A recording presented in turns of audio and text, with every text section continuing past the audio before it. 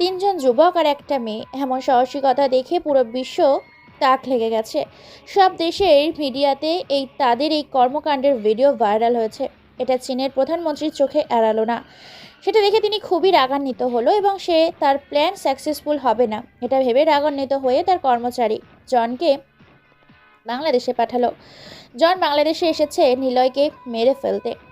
এদিকে আমরা প্রয়োজনীয় সকল জিনিস সংগ্রহ করে ফেলেছি। এখন আমরা শুধু বানানোর অপেক্ষায়। এখন আমাদের সাথে দেখা করতে এসেছেন সরকারের পক্ষ থেকে আবিদ সাহেব। আমাদের সামনে বসে আছেন। তখন প্রায় রাত 10টা। আমরা এতক্ষণ বসে এসব বিষয় নিয়ে আলোচনা করছিলাম। তখন হঠাৎ করে কিছু একটা আমাদের দিকে তেড়ে আসছিল। হঠাৎ করে আমাদের সামনে থাকা একটা গ্লাস ভেঙে গেল। আমরা বুঝতে পারলাম কেউ একজন গুলি করেছে। আবিদ সাহেব তখন তার সিকিউরিটিদের বলে দিলেন, সবাই প্রস্তুত হয়ে গেল। কিন্তু কে আমাদের আঘাত করলো সেটা আমরা বুঝতে পারলাম না। হঠাৎ করে রবি চিৎকার করে উঠল। আমরা দেখতে পারলাম রবির হাতে গুলি করেছে, কিন্তু কোথা থেকে গুলি করেছে সেটা আমরা দেখতে পাচ্ছি না। হঠাৎ করে দরজার আড়ালে কাউকে দেখতে পেলাম। তখন আমরা দৌড়ে তাকে ধরতে গেলাম। আবির সাহেব আমাদের সাথে গেলেন। তখন লোকটার মুখ দেখলাম, কিন্তু তাকে চিনতে পারলাম না। আমাদের দেশের লোক না, বিদেশি লোক।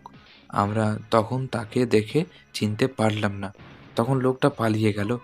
আবির সাহেব তখন বললেন, আমাকে এখনই স্যারের সাথে দেখা করতে যেতে হবে, না হলে অনেক বড় সর্বনাশ হয়ে যাবে। এই লোকটাকে আমি চিনি। এই লোকটা হচ্ছে চীনের প্রেসিডেন্ট ইয়াংয়ের একমাত্র কর্মচারী জন। আমরা তখন বুঝতে পারলাম এটা কি হয়েছে। হয়তো এই ভাইরাসটা এরাই পাঠিয়েছে বাংলাদেশকে ধ্বংস করে দেওয়ার জন্য, এবং তারা পরেও আমাদেরকে অ্যাটাক করতে পারে। তখন রবিকে দৌড়ে নিয়ে আমরা রাখলাম। তখন স্যার রবির হাতে ব্যান্ডেজ করে দিলেন। রবি চিৎকার করছিল ব্যথায়। এদিকে হাবিব সাহেব দৌড়িয়ে চলে গেছেন রাজীব চৌধুরীর সাথে দেখা করতে। রাজীব চৌধুরী আবির সাহেবকে এত তাড়াতাড়ি দৌড়ে আসতে দেখে জিজ্ঞেস করলেন, কি ব্যাপার আবির, তোমার কি হয়েছে? এভাবে এত তাড়াতাড়ি দৌড়ে আসছো, কিছু সমস্যা হয়েছে? স্যার, এই কাজটা কে করেছে এই বিষয়ে আমরা জানতে পেরেছি। এই কাজটা চীনের প্রেসিডেন্ট ইয়াংয়ের কাজ। আপনি যেটাকে অপমান করেছিলেন সে হয়তো সেই অপমানের বদলা নেওয়ার জন্য বাংলাদেশে পাঠিয়ে দিয়েছে। কারণ আজকে যখন আমি নিলয়দের সাথে দেখা করতে যাই তখন হঠাৎ করে একজন এসে গুলি করতে শুরু করে। আমরা দৌড়ে তার পেছন পেছন গিয়ে দেখি সেটা জনের ছিল, কিন্তু তাকে ধরতে পারিনি। ওদের এত বড় সাহস, ওরা আমাদের দেশকে ধ্বংস করতে দেওয়ার জন্য আমাদের দেশে ভাইরাস পাঠিয়েছে। ওদের পরে দেখা যাবে।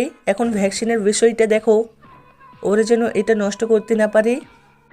কিন্তু স্যার, আমরা যতই গার্ড রাখি না কেন তারা ভিন্নভাবে এটা ধ্বংস করে দিতে চাইবে। এখন আমরা কি করব? আমরা এখন চিন্তায় পড়ে গেলাম। একবার যখন অ্যাটাক হয়েছে তখন আবার হতে পারে। এখন আমরা কি করব? কোথায় লুকিয়ে রাখবো? যেখানে লুকিয়ে থাকি না কেন এদের লোকেরা আমাদের ধরে ফেলবে। তখন আমরা সবাই মিলে প্ল্যান করলাম একটা খুব নির্জন জায়গায় গিয়ে লুকিয়ে থাকবো। কিন্তু আমরা কোথায় লুকাবো? তখন আমরা প্ল্যান করলাম আমরা চলে যাব খাগড়াছড়িতে। সেখানে আমাদের জিনিসপত্র নিয়ে চলে গেলে সেখানে অনেক জায়গায় পাহাড়ি এলাকা রয়েছে, এবং পাহাড়ি এলাকায় কোনো এক গুহার ভেতরে আমরা আমাদের প্ল্যান সাকসেসফুল করব। আমরা যেই কথা সেই কাজ করলাম। আমরা সবাইকে গোপনে জানিয়ে দিলাম রাজীব সাহেবকে, কারণ এখন আর আমাদের কাউকে জানালে হবে না। মিডিয়ার লোক যদি জানতে পারে আমরা এখানে গিয়েছি তাহলে নিউজ করবে এবং পরে আমাদের উপরে অ্যাটাক হবে। আমি, মিরাজ স্যার, রবি, রিয়া, মেহের সবাই চলে গেলাম সেখানে গিয়ে আমরা একটা গুহার ভেতরে আশ্রয় নিলাম, এবং যেখানে আমাদের ল্যাব গড়ে তুললাম সব জিনিস আনতে পারলাম না। আস্তে আস্তে প্রয়োজনীয় সকল জিনিস নিয়ে আসবো। আমরা সেখানেই তৈরি করতে শুরু করলাম আমাদের সেই মহামূল্যবান ওষুধ। কিন্তু কিভাবে আমরা এটার কার্যক্রম শুরু করব, আমরা তখন আস্তে আস্তে কাজ শুরু করলাম। হঠাৎ করে তৃতীয় দিন আমরা যখন ফাইনালে চলে গেলাম তখন স্যার আমাদেরকে বললেন, এখন আমাদেরকে সবচেয়ে বড় রিস্কটা নিতে হবে। এই ভ্যাকসিনের মধ্যে থেকে একটা গ্যাস নির্গত হবে। এটা যদি মানুষের শরীরে ঢুকে তাহলে সে হয়তো বাঁচবে, নয়তো মরে যাবে। এখন এটা পরীক্ষার জন্য একজন লোক প্রয়োজন। আমাদের মধ্য থেকে আমি সবচেয়ে বয়স্ক, তাই আমি চাই আমি যেন এটাই সামনে দাঁড়াই। তোমাদেরকে দিকে তাকিয়ে আছে পুরো দেশ, তোমরা আগামী প্রজন্ম। আমি হয়তো কয়েকদিন পরেই মারা যাব, এর থেকে ভালো এই রিস্কটা আমি নিয়ে নেই। কি বলছেন স্যার? এটা কিভাবে সম্ভব? আপনি এই কাজ কিছুতেই করতে পারেন না। আপনি দেশের এত বড় একজন ডাক্তার। আপনি যদি মৃত্যুবরণ করেন তাহলে পৃথিবীর একজন বিখ্যাত ডক্টরের মৃত্যু হবে। আমি চাই না আপনার কিছু হোক। আমি দাঁড়াচ্ছি এখানকার সামনে। নিলয়, এটা কিছুতেই হতে পারে না। তুমি কেন এখানে দাঁড়াবে? তুমি এত ভালো একজন স্টুডেন্ট। তুমি যদি ঠিক মতো পড়াশোনা করো তাহলে তুমি দেশের একজন উজ্জ্বল নক্ষত্র হতে পারবে। তুমি এই কাজ করতে পারো না, আমি এই কাজ করব। স্যার, প্লিজ, আমি আপনার কাছে রিকোয়েস্ট করছি। আমি যখন শুরু করেছি এটা, তাহলে আমি শেষ করতে চাই। তাই এই সবগুলো আমি রিস্ক নিতে চাই। প্লিজ আপনি না করবেন না। আমি আপনার পায়ে ধরি স্যার, প্লিজ। স্যার তখন কি বলবেন কিছুই বুঝতে পারছি না। আমি আমার বন্ধুদের দিকে তাকালাম। তারা শুধু আমার দিকে অবাক দৃষ্টিতে তাকিয়েছিল। কিছু বলতে পারছিলাম। সবার মুখ যেন বন্ধ হয়ে গিয়েছিল। গুহার ভিতরে আমরা পাথর দিয়ে আলাদা একটা জায়গা করে নিলাম যেখানে দাঁড়াবো। কেউ চাইছিল না আমি যাতে যাই। সবাই আমার দিকে তাকিয়েছিল। রাতেই আমরা এই কাজটা শুরু করব, কারণ দিনের বেলায় গ্যাস ছড়িয়ে পড়লে বাইরে যদি মানুষ আসা যাওয়া করে তাহলে তাতে মানুষ মৃত্যুবরণ করতে পারে।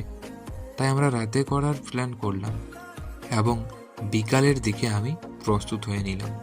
মনের ভিতর কিছুটা ভয় কাজ করছিল, কিন্তু বিকালে আমি গুহার বাইরে একটু দাঁড়িয়ে রইলাম, কারণ এখন একটু শান্তিতে নিঃশ্বাস নিতে চাই।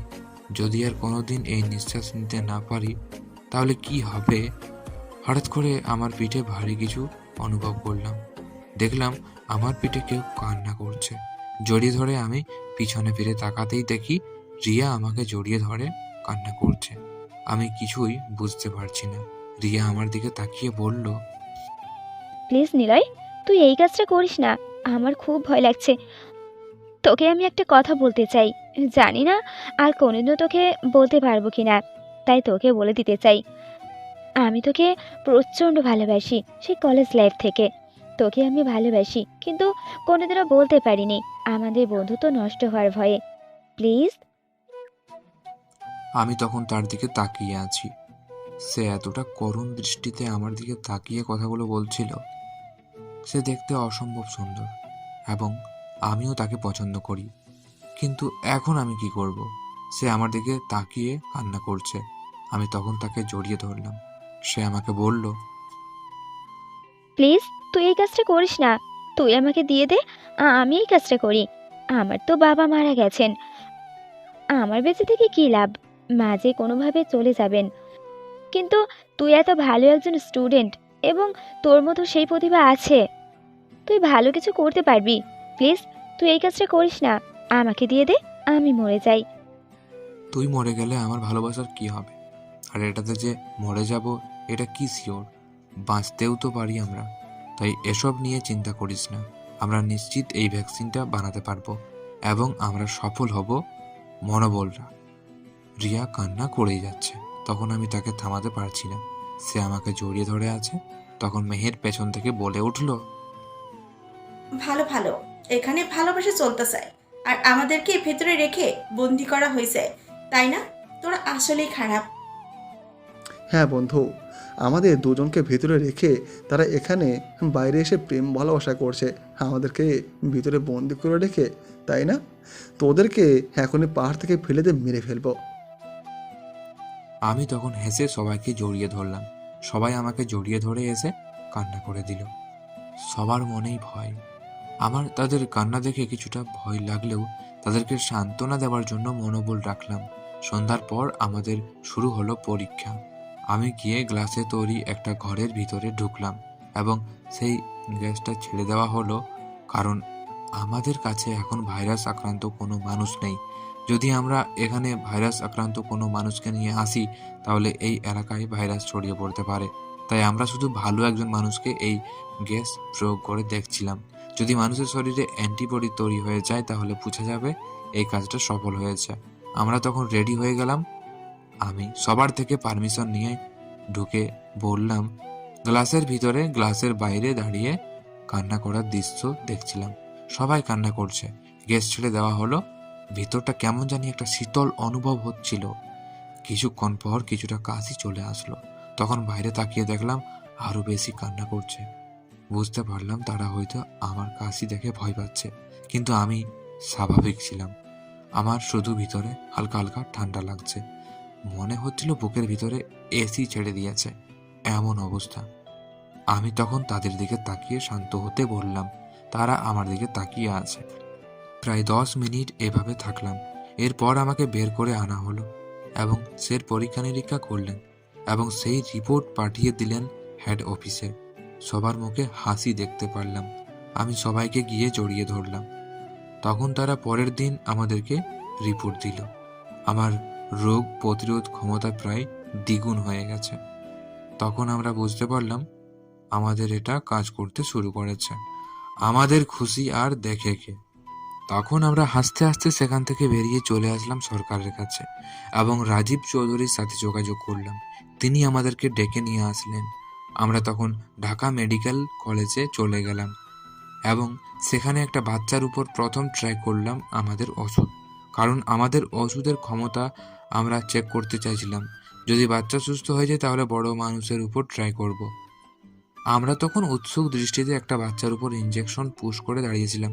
কি করব কিছুই বুঝতে পারছি না, শুধু তার দিকে তাকিয়ে আছি, তার অবস্থা পর্যবেক্ষণ করছি। 3 দিন এভাবে চলল। সাধারণত 2 দিন হলেই মানুষ মারা যায়, কিন্তু সে 3 দিন বেঁচে আছে। এটা আমাদেরকে কিছুটা সাহায্য করলো এবং প্রায় 9 দিন পর সে সুস্থ হয়ে উঠল। পুরো দেশে যেন এই কথাটা ছড়িয়ে গেল যে প্রথম কোনো মানুষ বেঁচে ফিরেছে এই ভাইরাস থেকে। আমাদের যেন খুশিতে বন্যা বয়ে গিয়েছিল। আমরা তখন আরো শক্তিশালী করে বানালাম আরেকটা ভ্যাকসিন এবং সেটা প্রয়োগ করলাম আরেকজন বড় মানুষের উপর, এবং সেই বড় মানুষটা সুস্থ হয়ে গেল। আমাদের আবিষ্কার সফল হয়েছে। তখন আমরা বাকি যত আমাদের কাছে প্রয়োজনীয় জিনিস আছে সবগুলো দিয়ে আমরা বানাতে শুরু করলাম আমাদের ভ্যাকসিন, এবং আমাদের দিনরাত ঘুম নিদ্রা ছেড়ে সবকিছু বিসর্জন দিয়ে দেশের মানুষের জন্য করতে শুরু করলাম ভ্যাকসিন। এবং বাংলাদেশে যত ওষুধ কোম্পানি আছে সবাইকে বলে দিলাম এই ভ্যাকসিনের ফর্মুলা। সবাই ভ্যাকসিন বানাতে শুরু করলো এবং আস্তে আস্তে দেশ থেকে এটা নিরূপণের উপায় পেয়ে গেলাম এবং আমরা একটা গ্যাস তৈরি করলাম যেটার মাধ্যমে এই ভাইরাসের জীবাণু ধ্বংস হয়ে যাবে, এবং সেটা 1 সপ্তাহ জুড়ে চলল পুরো দেশে। ছড়িয়ে গেল এই গ্যাসটা এবং আস্তে আস্তে ভ্যাকসিনটা মানুষকে সুস্থ করে তুলল। এখন মৃত্যুর হার অনেক কমে এসেছে। যেখানে প্রতিদিন হাজার হাজার মানুষ মারা যেত, এখানে প্রতিদিন প্রায় 300 থেকে 400 মানুষ মারা যাচ্ছে। কিন্তু আমরা চাই না এই 300-400 মানুষও মারা যাক। আমরা চাই যাতে এই রোগে আক্রান্ত হয়ে একজন মানুষও না মারা যায়। সেই জন্য আমরা বিদেশ থেকে আমদানি করতে শুরু করলাম এর প্রয়োজনীয় জিনিসগুলো। আমরা বানাতে শুরু করলাম। এর মধ্যে রাজীব চৌধুরী আমাদের সাথে পরামর্শ করে বললেন,